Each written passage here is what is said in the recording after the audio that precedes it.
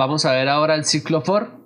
Entonces, para la implementación de este ciclo, ver cómo es su funcionamiento, tenemos el siguiente ejercicio y con este ejercicio pues vamos a hacerlo, ¿no? Entonces, escribir un programa que muestre la sumatoria de todos los múltiplos de 3 encontrados entre 0 y un número, o es decir, entre 0 y un rango que vamos a establecer.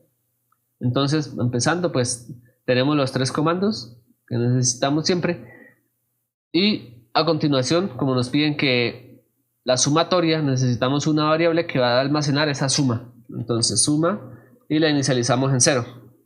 También necesitamos el rango hasta donde se va a llevar a cabo dicha sumatoria. Entonces pedimos ese rango. Entonces input y pediríamos ingrese el rango.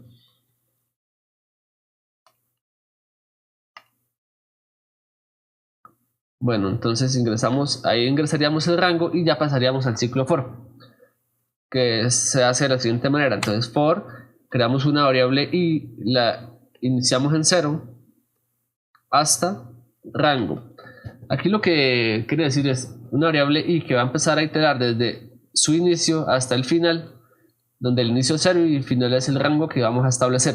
En este caso, ella va a ir aumentando de 1 en 1. Ahorita se demostrará cómo hacerlo si se quiere, por ejemplo, de 2 en 2 o de forma descendente. Bueno, entonces centrados acá, for i igual a 0 hasta rango, y nos pide que sumemos los múltiplos de 3. ¿Cómo sabemos si un número es múltiplo de 3? Pues se hacen a través de su residuo. Si al dividirlo entre 3 su residuo es 0, es múltiplo de 3. Entonces lo haríamos con un condicional. Entonces, sí.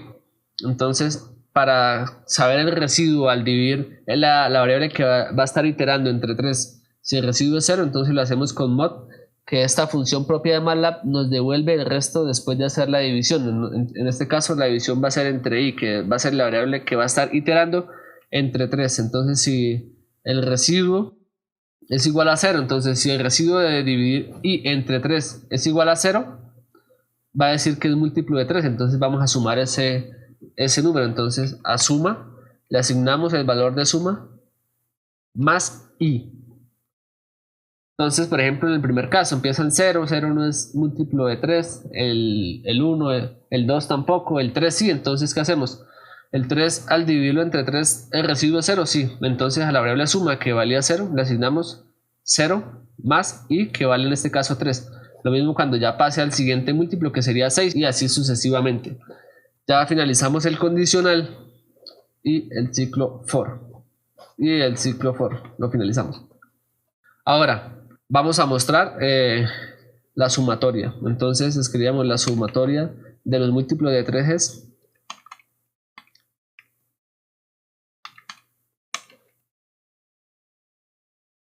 y mostramos la variable suma, que es la que está almacenando dicha sumatoria. Guardamos el script y vamos a ejecutar.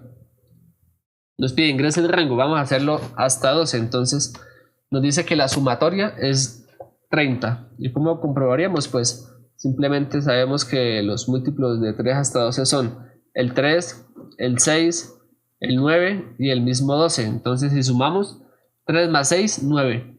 9 más 9, 18 y 18 más 12, 30, que es la sumatoria. Como dije anteriormente, en este caso el i va a ir aumentando de 1 en 1. Cuando solo le especificamos el inicio y su final.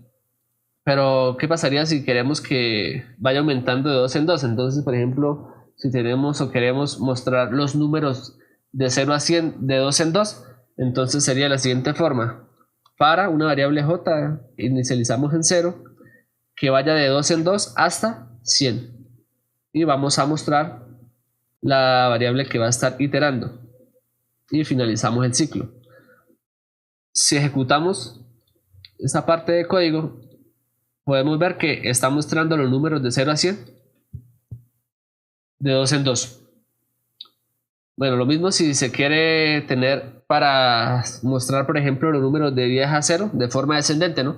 Entonces, si queremos mostrar o hacer que el for recorra de forma descendente, entonces lo haríamos de la siguiente forma. Una variable x En este caso la inicializamos en 10 y queremos mostrar números descendentes de 10 a 0 que disminuya en 1 y llegue o vaya hasta 0, que es su final. Mostraríamos la variable que va a estar iterando y finalizamos el ciclo. Ejecutamos esta parte y podemos ver que inicia en 10 y va disminuyendo de 1 en 1 hasta llegar a 0. Y de esta forma está basado el for y su funcionamiento. En el siguiente video ya veremos vectores y ejercicios que se pueden aplicar a dicho tema.